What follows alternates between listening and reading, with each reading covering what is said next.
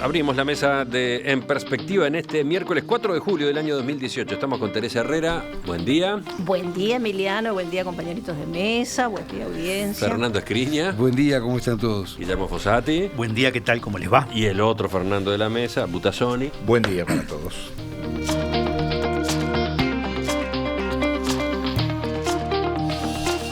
Tenemos nuevos precios de los combustibles desde la pasada medianoche. Dice el comunicado de ANCAP: en el marco de los lineamientos establecidos por el Poder Ejecutivo, ANCAP aprobó el ajuste diferencial de precios para sus combustibles correspondiente al segundo semestre, que en este caso no afectará al gasoil ni tampoco al supergas. Concretamente, las naftas, el querosén, el fuel oil y el gasoil 10S subirán 9%. Por otro lado, el gasoil 50S de uso masivo no se verá afectado por este ajuste, disminuyendo su brecha respecto a los precios internacionales. También el supergas, un producto de uso crítico en invierno, se mantendrá en los mismos valores y se continuará con un descuento preferencial para los sectores socioeconómicos más vulnerables. Agrega ANCAP, a pesar del esfuerzo constante para mejorar la competitividad, asumiendo una meta de reducción de costos estructurales de $25 millones en 2018, debe ajustarse a la suba, los combustibles, por la evolución de las dos variables macroeconómicas clave que determinan la estructura de costos de ANCAP en línea con lo que sucede en el contexto internacional. Una, el crudo. Dos, el tipo de cambio. Estos costos, dice ANCAP, aumentaron un 20% en comparación con los valores utilizados para fijar los precios anteriores. Fernando, empezás tú con el comentario de este tema obligado. Sí. Este es un tema recurrente en estos aumentos justificados por el aumento del crudo y del dólar. Parecen razonables en un país que no produce petróleo y que además importa en esa moneda los combustibles. Ocurre que estamos ante un precio que está conformado en su gran mayoría por impuestos, cosa que sabemos todos los uruguayos, y en lo que poco reparamos. Es como que nuestro país está preso de una relación casi que perversa, según la cual los combustibles suben, o bien para, como sucedió en el pasado reciente, para enfrentar una dificilísima situación en que había quedado ANCAP, o bien para contribuir a rentas generales a través del IMESI para soportar un desequilibrio entre ingresos y egresos que tiene el presupuesto del Estado.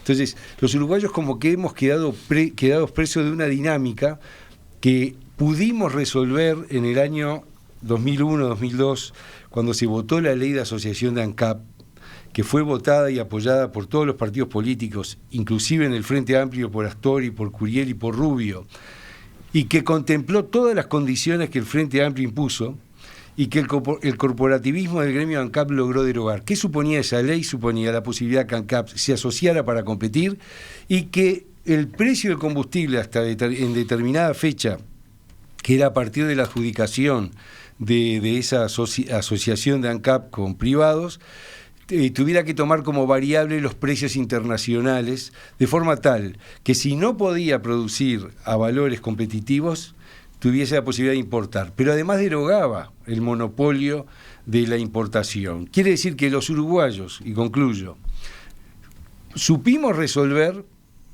una situación de la que hoy, a 16 años de aquella ley, no estaríamos discutiendo estas cosas probablemente, y además hubiéramos servido para encorsetar al Estado y no utilizar el combustible como un mecanismo de aumento de ingresos para tener un déficit fiscal tan abultado.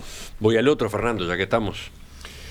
Sí, yo creo que el tema de los combustibles es un tema muy complejo. Obviamente el aumento de los precios internacionales del petróleo siempre ha sido una variable de quiebre, no solamente en Uruguay,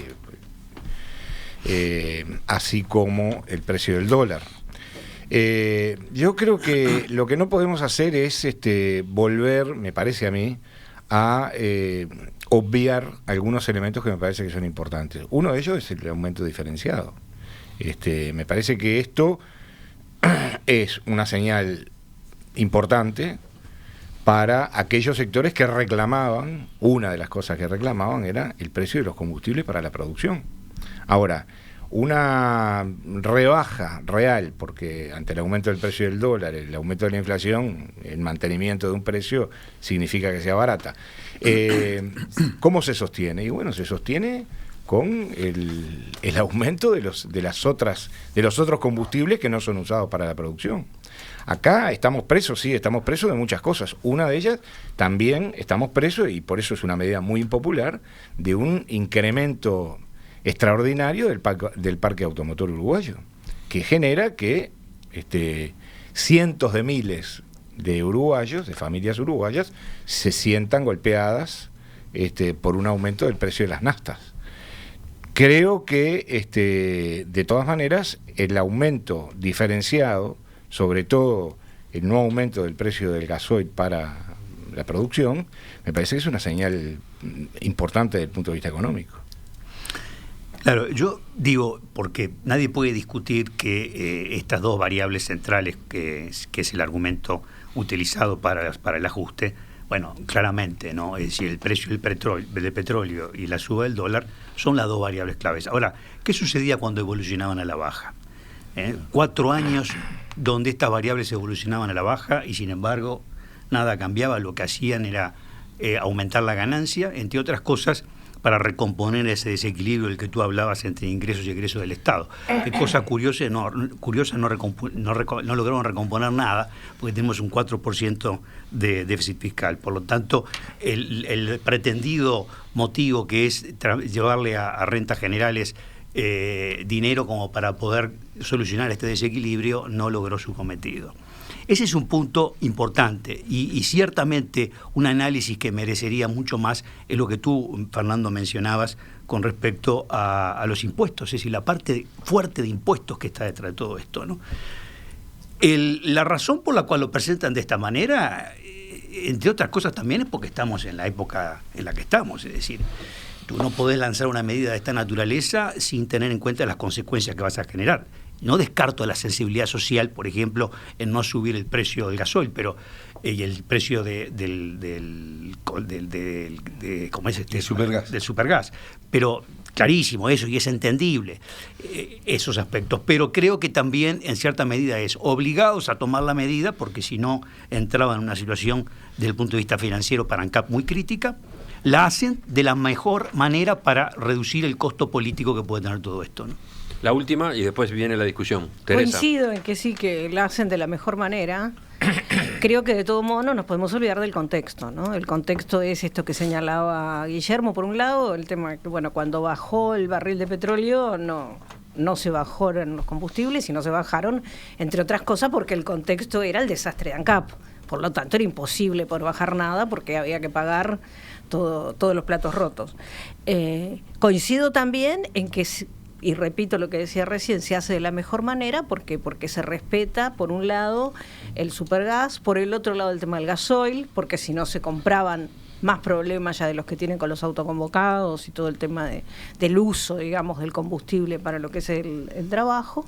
Y es cierto, es verdad, que seguramente la clase media que ha podido comprarse, y media baja, que ha podido comprarse el autito, debe ser seguramente la que está más preocupada. Yo tuve la inteligencia de vender el auto hace 3 años y cada día estoy más contenta de haberlo hecho, pero de todos modos yo creo que... sí, ahora no, después discutimos sobre cuál es la solución.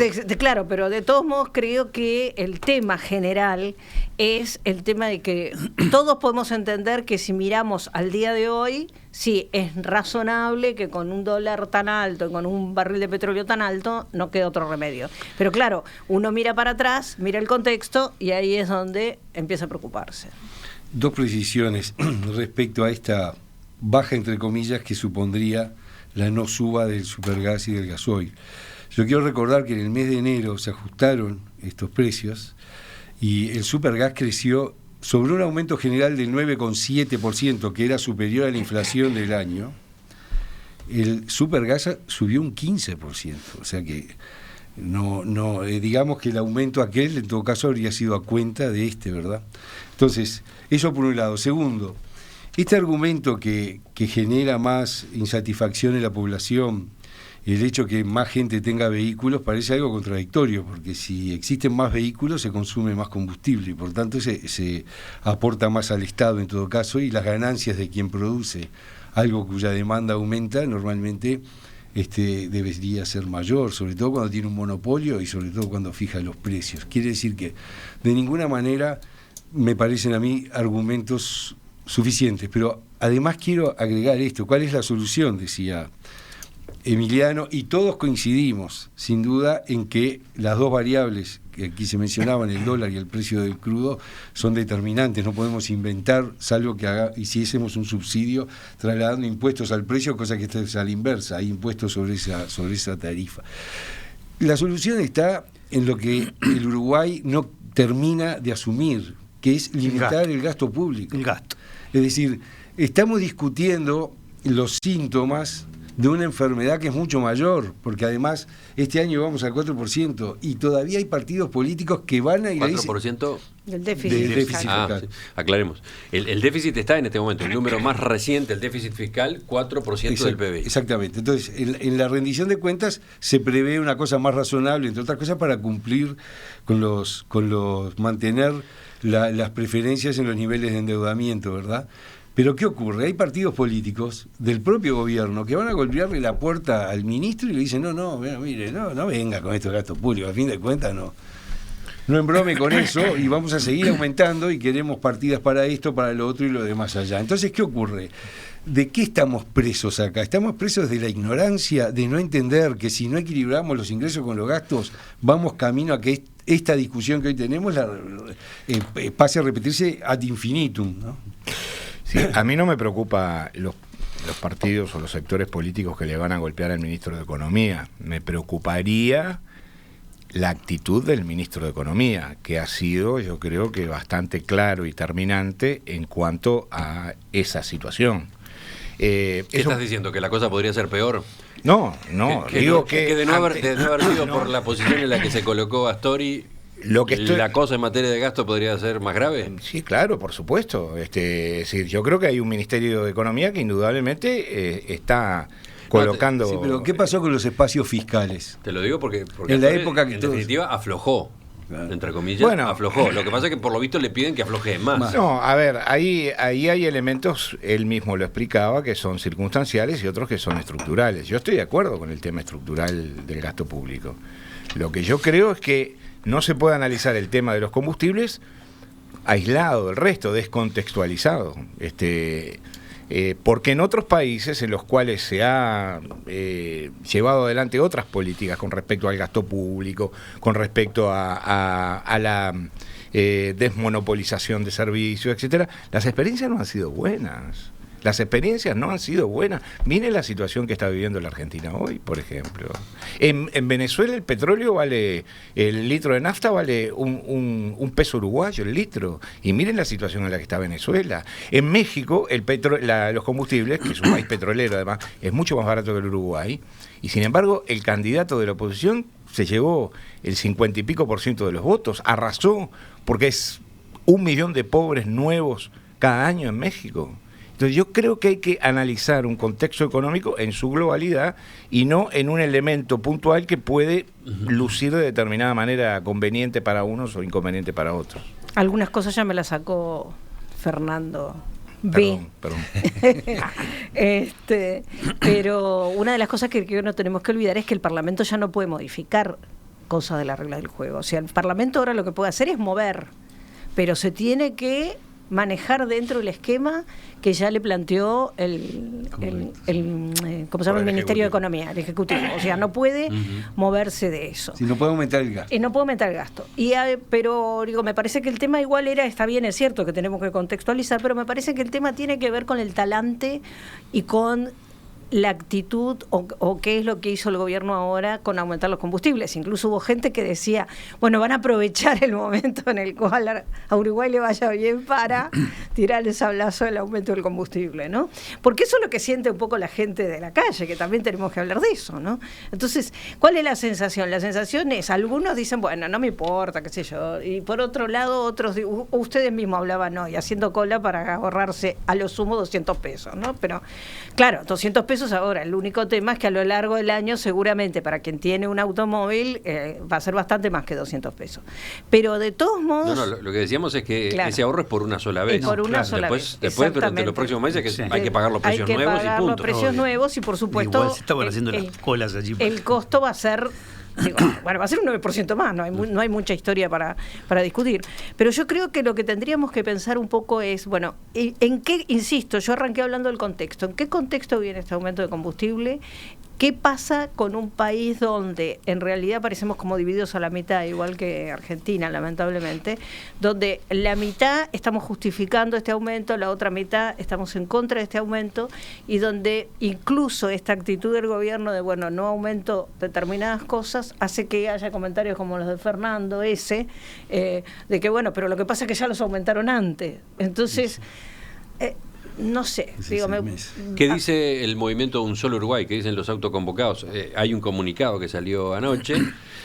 Un Solo Uruguay hace pública su preocupación ante la suba de combustibles definida en el día de hoy. La misma es un nuevo golpe para el uruguayo que todos los días se levanta sin chistar. Es un aumento de costos importante para trabajadores y pymes en general, poniendo una vez más la carga de pagar las ineficiencias del Estado sobre los que mayor esfuerzo realizan. La suba de las naftas en estos niveles exagerados busca sin dudas aumentar la recaudación impositiva, ya que cerca del 50% del valor de las mismas son impuestos. Por otra parte, el no subir ni el gasoil 50S y el supergas mantiene el objetivo de no afectar el indicador de inflación. Dice Un Solo Uruguay que ese sería el motivo, ¿no? No, pero lo va a no afectar. afectar el indicador de inflación y no el de pretender un país productivo, ya que lo que necesita el país productivo es paridad de importación en combustibles y para eso falta mucho. Para terminar, se reitera la necesidad de que se analice seriamente las propuestas de rebaja de combustibles aportadas por el movimiento, tanto por parte del gobierno como de los partidos políticos. Pero lo va a afectar, es decir, la inflación ya se salió del rango. Y ese es la otra cara de la moneda, es decir, este tipo de medidas, ¿qué otro tipo de consecuencias pueden tener en variables claves, como por ejemplo la inflación? Ese es uno de los aspectos que economistas destacados lo están precisamente mencionando como una de las consecuencias que puede tener en este momento una suba de las tarifas, y no puede dejarse de lado. Yo creo que el tema central es, y tú Fernando lo expresaste, está en el gasto. Y el gasto no le quieren entrar y no le van a entrar al gasto porque entrar al gasto en este momento tiene un costo político importante.